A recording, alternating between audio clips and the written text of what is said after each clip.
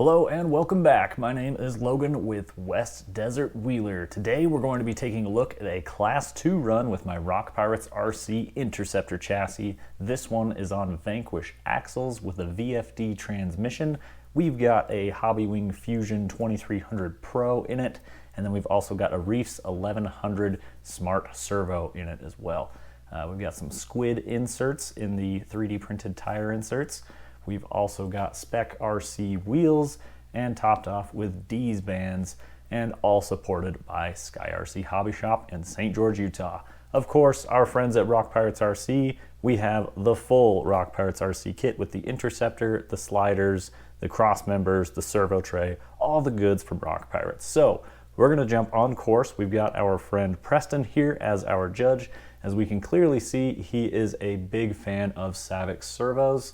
Here we go, getting ready to take off on course. Of course, joking there, congratulations to Preston there for becoming a Reefs team driver. That's pretty awesome, and I think it's great that Reefs is out there supporting the people who are out attending the events. Speaking of the events, this is our North Round 3 event of the Utah North First South RC Crawling Championship, and it is the third round in the North, which is the final qualifier for our finals that you have to qualify to be invited to compete in. This is out at a location near Little Moab, Utah, where it is called Chimney Rock. And so we're not far from the Little Moab main rocks, and we're out here at Chimney Rock, which has a lot of a really high grip rock, so we can pull off some pretty wild lines, some awesome rock formations as well. Already run through a couple gates, ended up upside down coming out of gate 2, was able to upright myself without much issue. Now we're going to climb up gate 3. I'm going to be sure to get my front right tire on that ledge, which some people may try and avoid that, but actually it helps keep you further away from that low cone. Check out the turning radius with these F10 axles. Spins right around. I've got overdrive front ring and pinion and underdrive rear ring and pinion, which puts me somewhere in the mid 20% overdrive range overall. Dropping down through gate 4, it's a double ledge drop, and unfortunately as I hit that lower ledge I end up on my links and skid plate, and as my front tires hit the ground it kicks the rear over into the cone. So unfortunately clipping a gate. I still kind of stand behind the line choice there. Maybe I should have just used a little more throttle when I wanted, or when I should have. Right here, again, getting bellied out on a drop as we brake the front over, let that front bias pull the rest of the truck down, left rear comes down, and truck kind of rolls across that gate. That one probably could have been prevented, but you know, you gotta live and learn. So from there, we are going up to this very steep ledge, and it's kind of off camber, and I'm trying to climb across a steep ledge, and then I've got to get all the way over to the right to help get the skid plate up and over this rock. Luckily, I've got some forward weight bias with the Vanquish F10 portal weights in this truck, which I've been a big fan of. I believe it adds 9 ounces of brass to the front of your F10 axle, F10 portal axles, if you are running those. They are not cheap from Vanquish, but man, they do add a lot of weight up front, and if that's something you need, it's probably worth it. Again, ending up upside down, going with my classic trick with the Power Wagon cabs of turn your wheels up in the air and floor it in reverse. Typically uprights itself and doesn't roll back over most of the time. 60% of the time it works every time.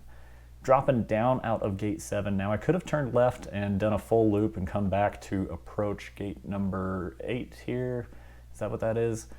This is a very ugly crack, and it actually has a curve and turn in it. So you got to keep your tires balanced in different positions on your way through the curving wall. So you can see here I'm completely flexed out, and that left rear is just about ready to make the truck flip over as I make a snarky comment over to Preston here judging me, and was able to get through that without any reverses. You know what's funny is I really enjoy driving obstacles like that while I'm out freewheeling, but I always get nervous with those in competition because for some reason with my history of that type of obstacle in the competitions, I always manage to mess them up. And what makes me feel worst about it is that I know I can nail it if I'm out there just having a good time, relaxed, and no issue. But was able to pull it off during this run, which I feel pretty good about. So right there, we're headed up a bonus gate, very steep, kind of at the maximum steep range of my truck, a maximum vertical hill killing ability, and ended up taken a right turn where I didn't really know of course flow. I should have just turned left out of that gate and come up on top of the rock. No problem, quick spin around, head over and drop down gate number 9, throttle out because I don't want to clip that lower arrow cone. Check out the turning radius. Once again, that overdrive really helps, and that steering angle is just wild. So probably around 50 plus degrees with these F10 portals. Cruising up and out of gate 10. Overall, not a horrible run, not my best run. Clipped a couple gates, cleared a couple bonuses. Having a great time out here on course. So this is the Chimney Rock Class 2 course out here at the North vs. South Utah RC Crawling Championship. And that face pretty much sums up how I feel about it. Until next time, guys, I greatly appreciate the support. Be sure to check out the links down below to all of our event sponsors. Thanks so much to all of them for helping make these events possible. We did raffles at every event to give all competitors a chance to win some awesome new parts for their trucks and increase their performance. We appreciate you guys watching, and we will see you guys in the next one. Keep the rubber side down.